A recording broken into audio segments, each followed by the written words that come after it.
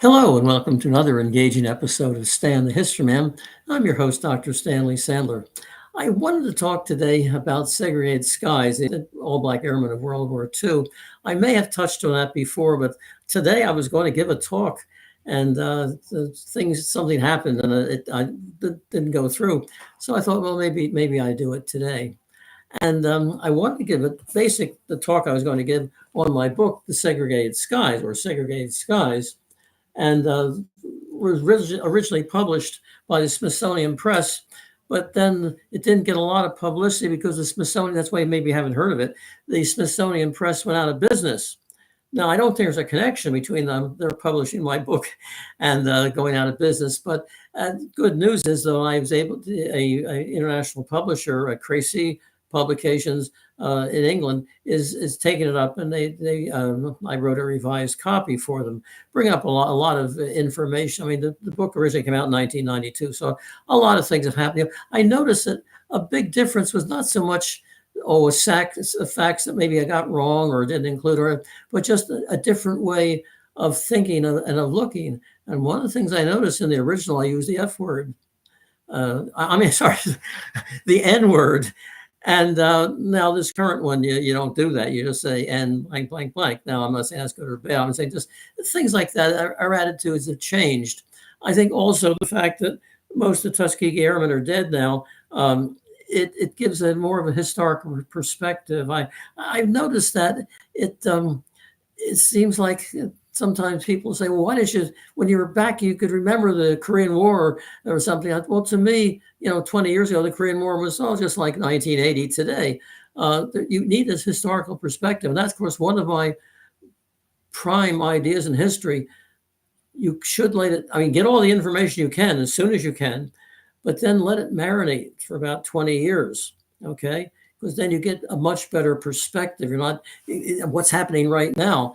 And I see a lot of people don't. I mean, the young professors are up for tenure. They want to get published or something like that. So they want to talk about right now what everybody's talking about, and I'll give the historical perspective on it. I don't think that's good, but that's my opinion. Okay, take it as you will. But anyway, talking about the Tuskegee Airmen, they were an all-black squadron founded 1941. They were activated. But I should give you some background, always historical background. And at this time, before 1941, blacks could not join the Air Force.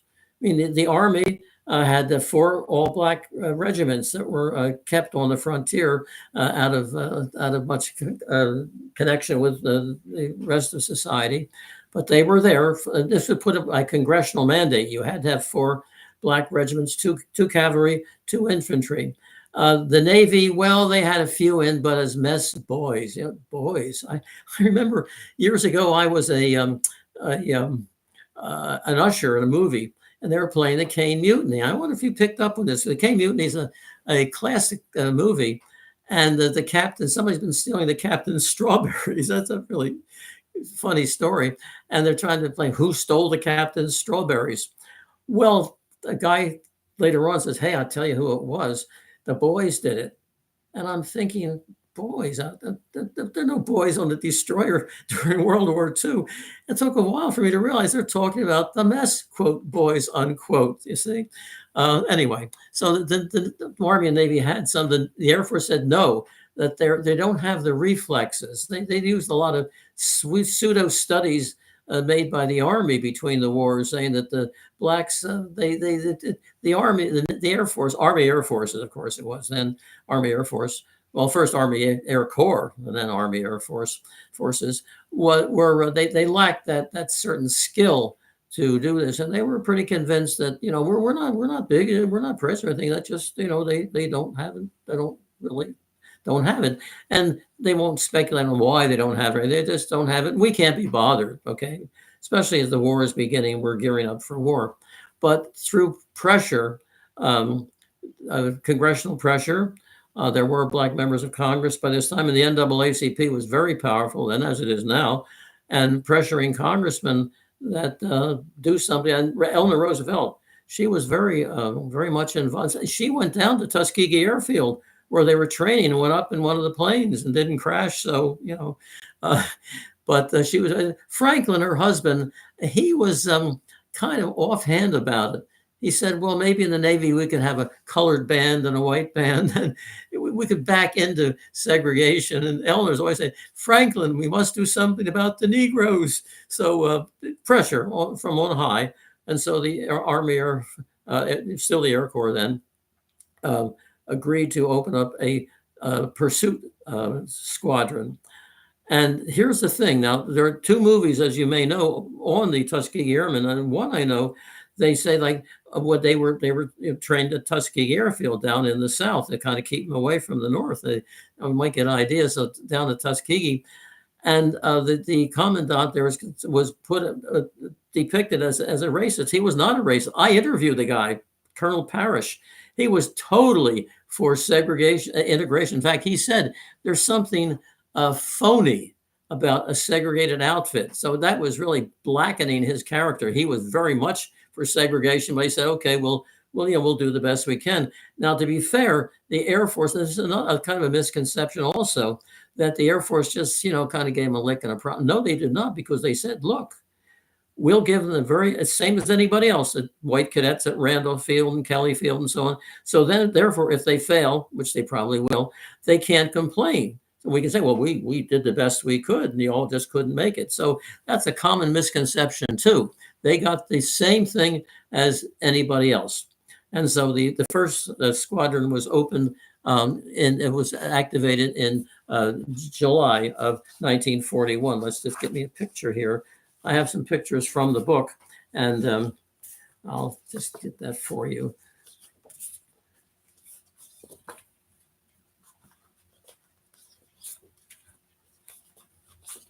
Just bear with me. Here it is.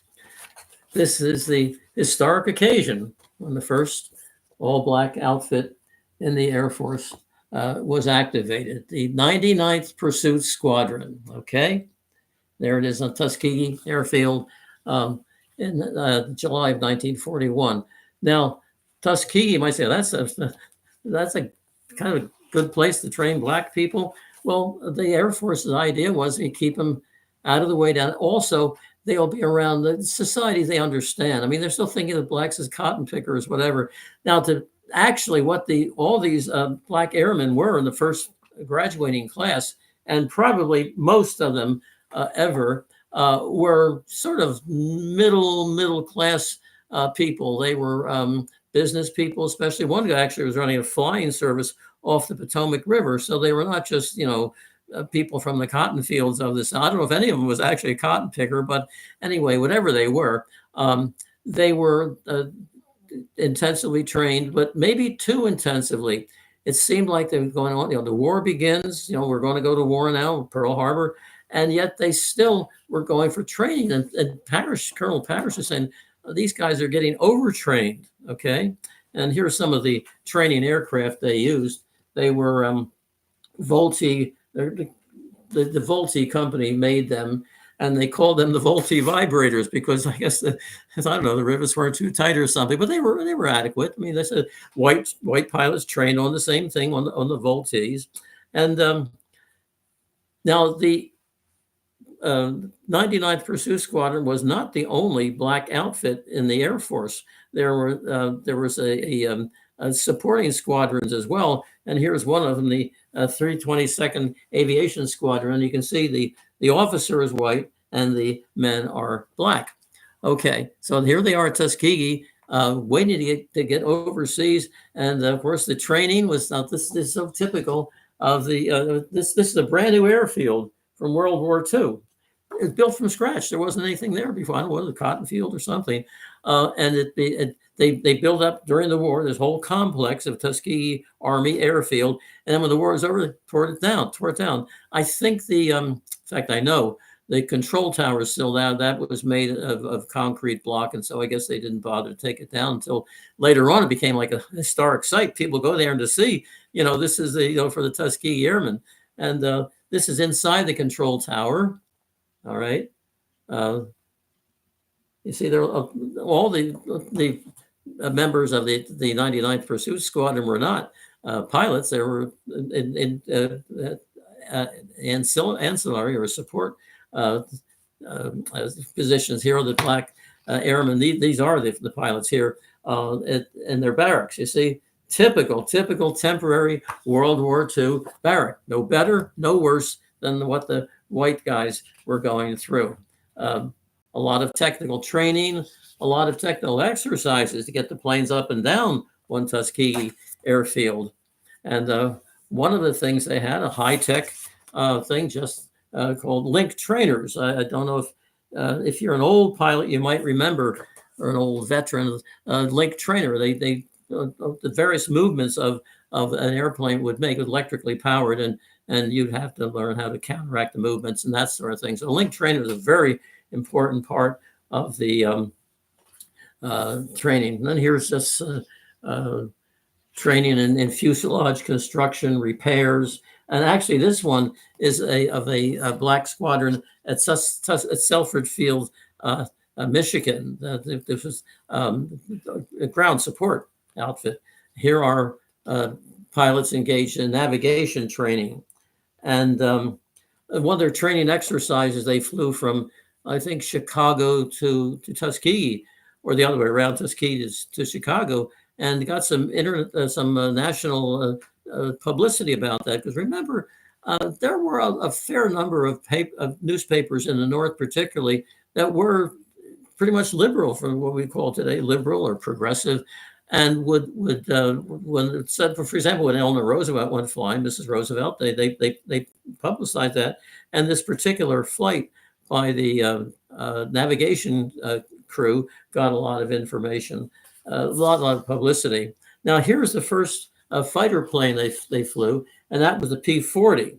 Now the P-40 was an inline water-cooled engine, single pilot plane.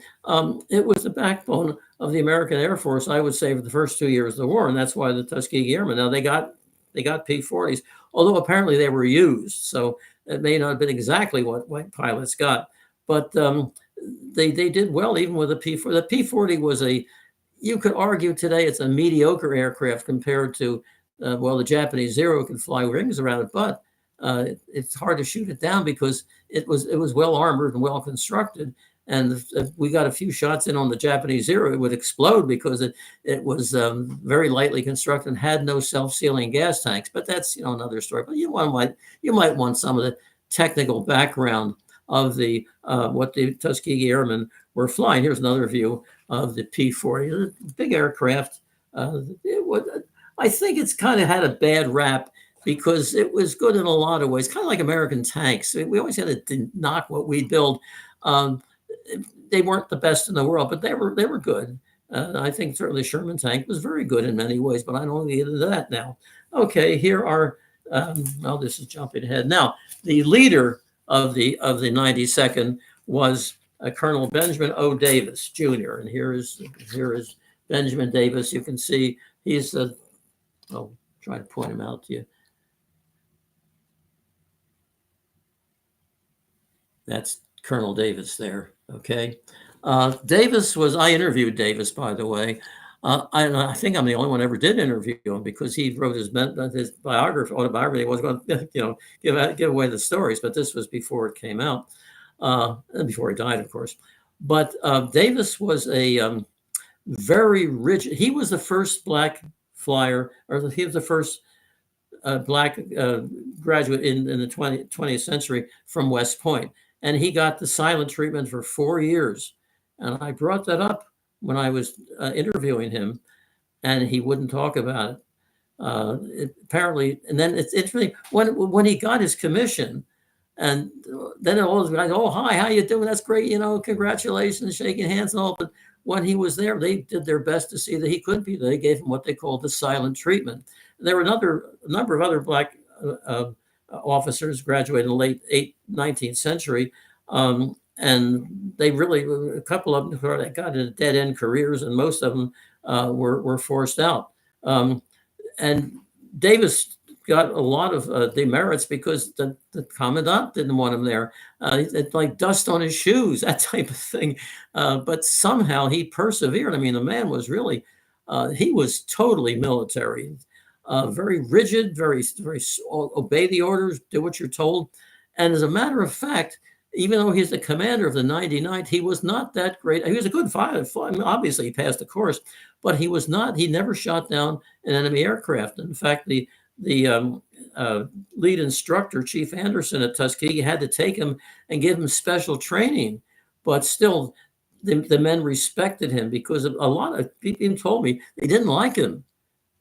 But they still said they'd like, follow him into hell because of he was a leader, a real leader. You don't have to be Mr. Nice Guy, I guess, in some cases, to be a leader. And Colonel Benjamin O. Davis Jr., by the way, his father, Benjamin O. Davis Sr., was the first black 20th century black graduate of, he first to get a commission. He was commissioned during the Spanish-American War, and he rose to the rank of general, but he wasn't able to do much. He was like an inspector. He'd check on the condition of the Negro troop policies, that sort of thing. So this is really weird. I mean, like no blacks in the Air Force, yet you have two black generals.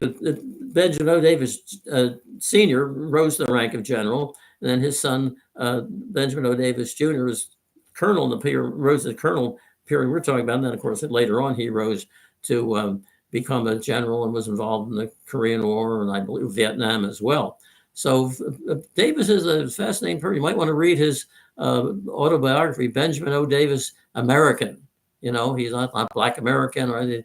American, okay? He was proud to be black. He was not an Uncle Tom. Sometimes he was called that. You're working with these racists down there in the South and all, especially other black organizations like the NAACP. But he's black and proud of it. Okay. Now they go into action in North Africa for the first time. I kind of wonder why North Africa, but okay. And they enjoyed their first successes. I won't go into all the details, but even the P-40s, they managed to shoot down several, you could argue, superior German aircraft, FW-109, Focke-Wulf 109. And then they left North Africa after North Africa had been cleared of the Germans, roughly the same time as Stalingrad. That's interesting. I mean, two catastrophic. I mean, all the Africa Corps, almost all of them were trapped in Africa, the British and the American forces. And then in Stalingrad, they were all captured. Well, I mean, all those who were killed were all captured, and they never got home again for the most part.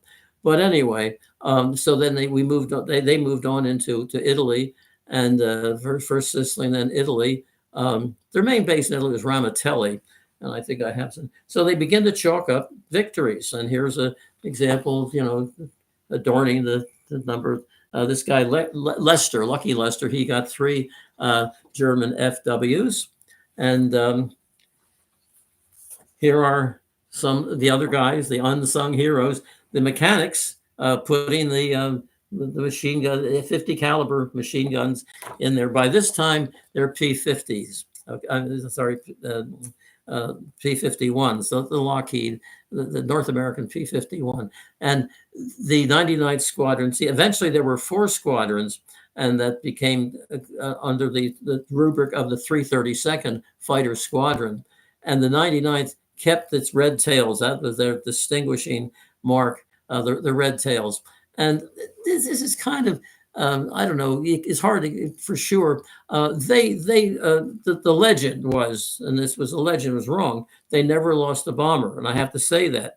They lost a number of them. I even have the numbers of the bombers that they lost, okay, going through the archives and so on. But they lost few. And as a matter of fact, I'll tell you this story. When I was first researching the first edition of my book, I was taking an elevator up to a convention of the Tuskegee Airmen. This would be like 1980, whatever, mid 80s. And there was I had a shoulder patch on, Tuskegee Airmen reunion, Washington, D.C. And he looked at me and he said, he was a white guy, and he said, "Are you a Tuskegee Airman?" I'm too young and too white to be a Tuskegee Airman. And he said, well, I said, no, I'm just, writing a book about them. So he said, look, I want you to know, I've got an appointment I've got to go to. Otherwise, I'd like to go and meet those guys. Please, when you get there, tell them that we felt, I was a bomber pilot, World War II. Please tell them that when we saw the red tails on our flank, we knew we were going to stand a pretty good chance of surviving. So that, that's then I would say that the score that they made, and I've got all the listing of who shot what down in my book, would be about a better than average squadron. By the way, I don't think I showed you my book yet.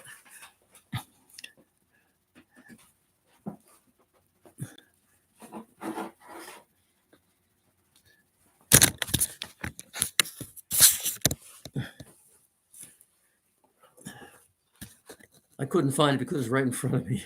Here it is, Segregated Skies. Okay. That's the paperback edition of the 1992 book. And as I was saying, in there, I give all the, I went to the original documents and I interviewed the guys. And they were a lot more alive when I was interviewing them, of course, than they are today. So I think it's the first book, actually, if I may plug my book, it's based on interviews and serious research in the scholarship. There are other books on the Tuskegee Airmen, some are very good, but mine was the first what we call academic book. All right, okay. So they're in North Africa, and all right. Let's see. We have to go through all my pictures here. Yeah, I wanted to show this one. This is going back to the training at Tuskegee.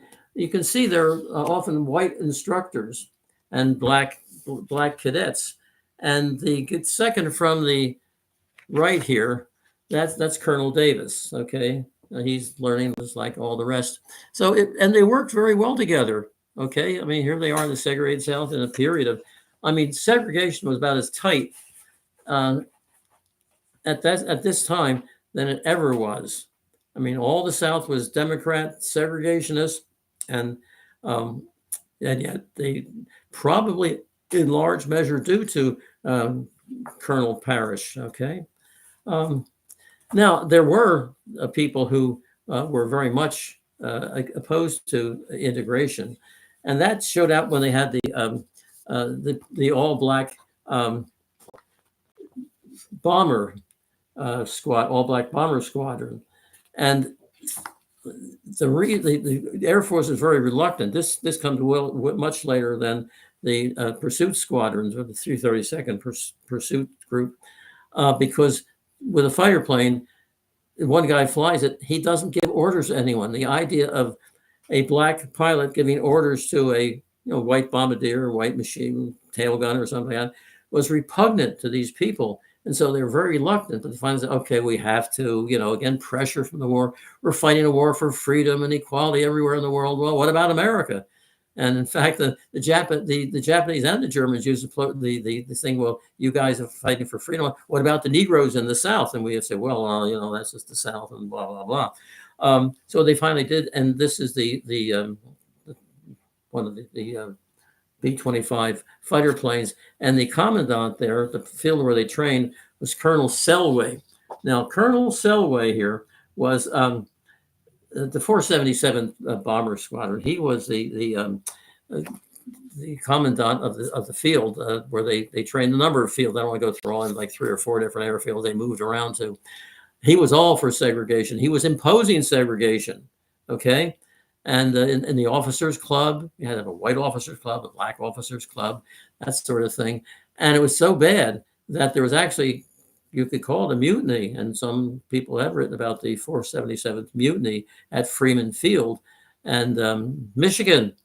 And Selway was reprimanded for this, but he, as far as I know, never lost any rank or anything over it. So there were segregationists even in this happy tale of the 90 of the Black Pursuit Squadrons. And what happened was that the 477th Bomber Squadron never got into action.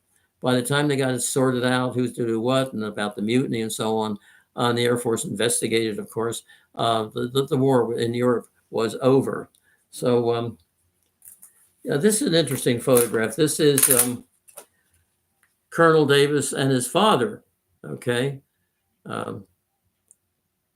Yeah, Davis on the right, and his father in the center here. Okay, and what would happen was that when the um, the 332nd Pursuit Squadron would score a fairly good, maybe shoot down 5 enemy planes in a day, that sort of thing, like all the Air Force brass would descend upon them. Oh, this is great what you did. And they're saying, well, what if we'd been like the 331st Pursuit Squadron? I mean, you wouldn't bother with them. You might send them a commendation, good work or something, but not, I mean, you had like the head of the Air Force, Hap Arnold and the head of the Mediterranean Air Force, and they'd all showed up, the descendants of the brass. So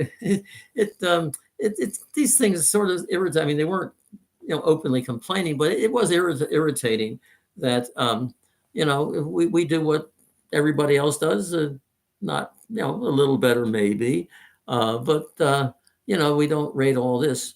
Another thing I want to mention about the quality, one thing they did get, and again, there's the German 362 jet fighter, the first jet fighter in combat with during the now it's interesting, during World War II, both sides had jet fighters. The British had the Meteor, and the Germans had the Messerschmitt. They never met in combat, but they did a lot of shooting of other countries, the propeller-driven plane, did a lot of ground attack as well.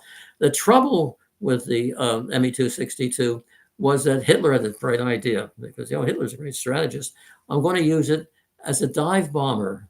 He loved dive bombers, and they're saying this is the perfect thing to shoot down these bombers that were blasting the heart out of the Reich. Please, mein Führer. No, I know. And so it took a while before they finally talked him into it, that these are wonderful fighter interceptor fighter planes. And so the Tuskegee Airmen shot down, I'd have to check my figures again on this, I think 2 or 3 of these fighters, which were about 100 miles an hour faster than even the latest version of the P-51. But these guys were good enough that they could shoot them down occasionally. They didn't score the highest with the jet fighters, but it's like 3 is a pretty respectable number. They shot them down over Berlin. So all throughout the war, of course, there's no even attempt to segregate the flyer. The core of it was the 332nd Pursuit Squadron, which is the way the Air Force wanted to keep it. And then with the end of the war in Europe, then I should also mention the 332nd did a lot of good work in kind of the unsung ground attack. I mean, they were shooting up. It's almost like nothing moved them and the rest of the Air Force, the Mediterranean and the 8th Air Force, Mediterranean and the Mediterranean area, oddly enough, and the 8th Air Force in Europe. They were the ground attack was.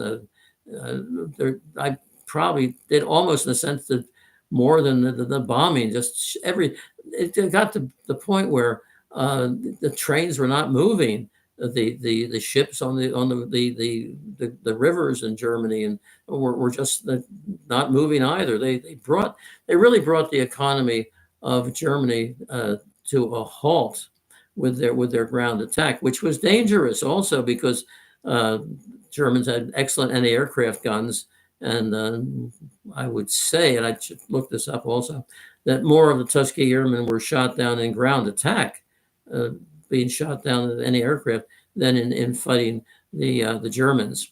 There are, of course, legends I mentioned, like they never lost the bomber, and they shot more jet fighters down. Another one that I was told, I won't say by whom, that sometimes when they get close to a German fighter, they'd pull off the mask and say, "You see, we're black." Of course, they call them Negroes, and we're Negroes. And the Germans both say, "Oh, my God, no, I don't believe it." Aerial combat, not that I've experienced it, is, I say that it's the quick and the dead. You're either quick or you're dead in that. And so I don't think they could be performing these kind of maneuvers. But they were, as I would say, if you compare, it's only comparison. I mean, it's really, I mean, some squadrons could be out of combat for a month or so because just the situation changed or something. compare one, so this one shot down 25 enemy and that one shot down 30, so that's the better squadron. You just can't do that. But certainly by all looking at the scores, at the record, uh, and the general morale, okay. Sometimes in winter in Italy, the morale got kind of low. There wasn't much combat going on. The weather was bad. It wasn't sunny Italy, um, and so the morale would go down for a while, but it would pick up. And once they got in, what fly with their pilots, they wanted to fly. Well, even the ground crew, they were proud of their pilots, and they wanted to get into the action. So then the morale would pick up again. And in the result, I think I could say that they were uh, a good, better squadron than the other squadron. And that's very subjective, but they were good. There's no question about that. And so I think I'm glad that there's been so much publicity about them, even though some of the movies weren't exactly right, but it's publicity for a really a part of our society now, a history that it's hard to imagine. Like the guy went, here we are in the war. Okay, I'm going to, and the Air Force. Oh, we need pilots. Oh, you see recruiting poster, join the Air Force, and or join the Army Air Force, and be a part of the winning team. Oh, I want to. Oh, well, no, we're not hiring Negroes today or whatever. So it's hard to imagine that today, but it really happened. Well, thank you for tuning in, and I'll be happy to be talk to you again. If you have some ideas you want to write in or whatever, just give me a call, and I will be glad to take it up. So thank you again.